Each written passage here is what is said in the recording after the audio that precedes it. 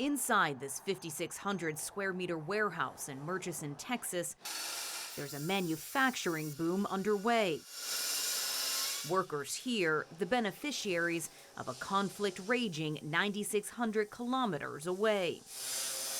These men aren't building weapons, but emergency bunkers that will eventually be buried deep underground, a secure shelter from almost anything that transpires up above. This is how we finish it out here in the factory before we take it out in the field and deliver it. Gary Lynch is the general manager at Rising S Company, one of America's top builders of doomsday bunkers. He says orders have flooded in since the conflict in Ukraine began in February. In a period when he would have sold about 6 shelters, take a look under here. He says he sold 35. And while sales in the past were mainly driven by fears of an economic collapse, many of his new clients are voicing one major concern. It seems like this time around is because of a nuclear event. I'm getting people to call that have never even thought about a bunker. Maybe even people that never even realized that they even existed. Russia has the world's largest nuclear force. The U.S. is the second largest. The fear of such weapons has been flowing since the conflict began. The surveys that I've done. But Michael Mills of the University of Kent, whose research centers on doomsday prepping, says it's rarely just one trigger that pushes people to such extremes. Most people who undertake prepping can really name 8 to 10 scenarios, perhaps upwards, of things that they might be concerned about, which actually makes it quite harder to judge whether it is justified or not. Americans have been down this road before, most notably during the Cold War. Well, folks, I'm glad you could come down to see my fallout shelter. When the government encouraged Americans to build their own fallout shelters.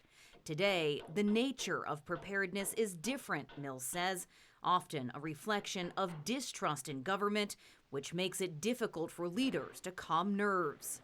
It also doesn't help, he says, that the conflict is playing out in real time on social media, making a battle on another continent feel incredibly close. Those images of war-torn Ukraine being beamed directly into living rooms with constant updates have a role to play in making kind of unimaginable disaster seem very, very imaginable or realistic.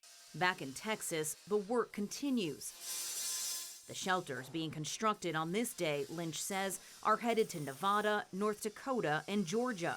But some are also destined for overseas. And while no bunker could survive a direct hit from a nuclear bomb, he says they can provide protection from the fallout. You're going to have things like dust, pollen, bugs, everything else, like that in the air is going to be radioactive. So that's what you need protection from.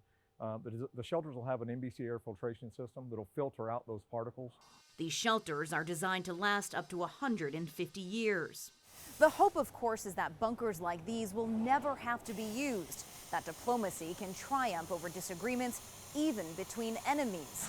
But it's the just-in-case scenarios that are keeping some American consumers worried enough to go underground. Toni, Waterman, CGTN, Murchison, Texas.